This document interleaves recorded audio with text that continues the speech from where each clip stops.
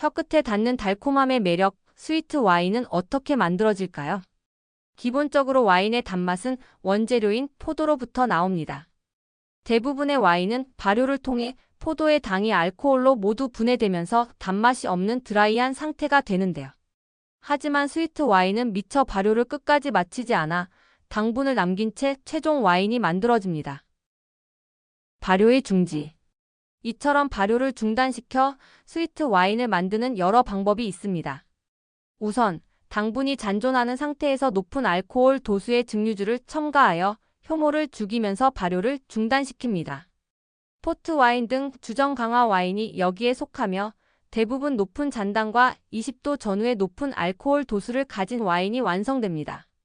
발효를 중지시키는 또 다른 방법으로 다량의 SO2를 첨가하거나 발효 중인 와인을 냉각하는 방법이 있는데요. 이후 와인이 다시 발효를 시작하는 것을 방지하기 위해 와인을 여과하여 남은 효모를 제거합니다. 이탈리아의 아스티와 같은 스위트 스파클링 와인 또는 고품질의 독일 카비넷과 슈페틀레제에 활용합니다. 이러한 방법을 사용한 와인은 보통 알코올 도수가 낮은 것이 특징이죠. 포도 당분의 농축. 최고의 스위트 와인은 당분이 매우 풍부한 포도로 만들어지며 당분과 함께 산과 풍미를 동시에 농축할 수 있는 여러 가지 방법이 사용됩니다. 이러한 방법으로 스위트 와인을 생산할 경우 효모가 전환할 수 있는 모든 당분을 알코올로 전환했을 때 알코올 발효가 자연히 멈추는데요. 발효는 멈추었지만 당분이 남아있기에 와인은 달콤함을 가지게 됩니다. 때때로 7도 정도의 낮은 알코올 도수에서도 발효가 멈출 수 있는데 이는 효모가 당분이 많은 환경에서 생존하기 어렵기 때문입니다. 포도 당분이 농축되는 방법으로는 기부병, 나무에 달린 상태로 포도를 건조하거나 얼리는 방법, 그리고 수확 후 포도를 건조하는 방법이 있습니다. 귀부병은 보트리티스 시네레아라고 불리는 곰팡이에 의해 포도가 감염되는 것을 말하죠. 그레이롯의 원인균과 동일한 곰팡이지만 특정 조건에서는 그레이롯 대신 노블롯이 형성됩니다. 그 조건은 먼저 롯의 발병 전에 포도가 반드시 완숙되어야 하고 아침에는 습도가 높고 안개가 끼고 오후에는 햇볕이 쬐는 건조한 날씨가 이어지는 지역입니다. 아침의 높은 습도는 포도의 롯이 생장할 수 있는 조건을 제공합니다. 이 곰팡이가 미세섬유로 포도 껍질에 상처를 내서 작은 구멍을 남기는데요. 온화하고 햇볕이 좋은 오후 시간에 롯의 생장 속도가 감소해 포도 내수분을 증발시키면서 산, 풍미, 당분을 농축시킵니다. 이렇게 얻어진 포도를 압착하여 와인을 만들기 때문에 양은 적지만 진하고 당도가 높습니다. 이러한 와인 스타일로 유명한 지역에서도 노블롯 생장에 이상적인 조건이 매년 제공되는 것은 아닙니다. 습도가 지나치게 높으면 곰팡이가 너무 빨리 퍼져 그레이롯이 형성되면서 포도 열매가 갈라지고 감염을 촉진합니다. 이처럼 까다로운 조건뿐 아니라 노블롯은 일관성 있게 감염되지 않기에 손으로 하나하나 노블롯에 감염된 포도를 선별하여 수확하기도 하죠. 이처럼 숙련된 노동력이 장기간 필요하기에 비용이 많이 드는 과정입니다. 이러한 노블롯에 걸린 포도로 만든 와인은 꿀, 살구, 감귤류 껍질, 말린 과일 향을 발현하며 매우 독특한 풍미를 가집니다.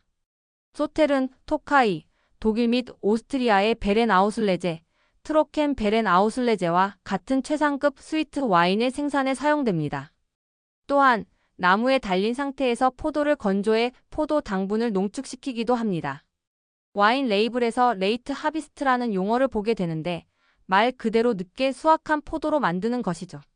보통 9, 10월에 포도를 수확하는 것이 일반적이나 최소 2주에서 그 이상을 더 익혀 포도를 수확합니다.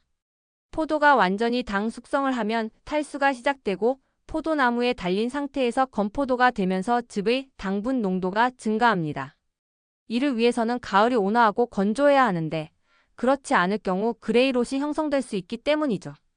말린 과일 또는 열대 과일과 같은 과숙된 과일 풍미가 지배적이고 입안에서의 풍부한 구조감을 느낄 수 있습니다. 그리고 나무에 달린 상태에서 포도를 얼리기도 합니다. 건강한 포도를 나무에 달린 상태로 겨울을 나게 하는데 이처럼 포도가 얼었다 녹기를 반복하며 수분이 증발합니다. 포도는 얼어있는 상태로 수확하기 위해 밤부터 해가 뜨기 전에 수확합니다. 이때 포도 과육 내 수분은 얼음으로 변하고 이를 수확해 압착하는 것입니다. 그러면 앞착기 안에 얼음이 그대로 남고 높은 당도의 포도즙을 얻게 되는데요. 독일의 아이스바인과 캐나다의 아이스와인에 사용되며 매우 순수한 단일 품종 특유의 특성을 가집니다. 생산량이 매우 적어 가격이 비싼 편입니다. 포도 당분을 농축하는 마지막 방법으로 수확 후 포도를 건조하는 방법이 있습니다. 건강한 상태에서 수확한 포도를 특별히 고안된 통풍이 잘 되는 대나무 선반을 사용하거나 포도송이를 공중에 매달아 자연 건조하는데요. 이를 위해서는 기후 조건이 온난 건조해야 하며 주의를 기울여 썩은 포도를 제거해야 합니다. 그렇지 않을 경우 롯이 확산될 수 있습니다. 레치오토 델라 발폴리첼라와 같은 이탈리아의 파시토 와인 생산에 사용되며 강한 단맛과 끈적한 질감, 그리고 건포도와 같은 말린 과일의 농밀한 풍미를 느낄 수 있습니다. 당 성분의 첨가. 마지막으로 스위트 와인 생산을 위해 당 성분을 첨가하는 방법이 있습니다. 특히 독일과 같은 일부 국가에서 발효하지 않은 포도즙인 시스레제르베를 첨가해 중간 스위트 와인을 생산하죠. 시스레제르베는 발효 시작 전 포도즙을 여과하거나 SO2를 첨가해 생산하며 병입 준비가 완료된 상태의 드라이 와인에 시스레제르베를 넣습니다. 보통 대량 저가 와인에 약간의 단맛을 첨가하기 위해 종종 사용되며 대부분의 국가에서는 이를 허용하지 않습니다.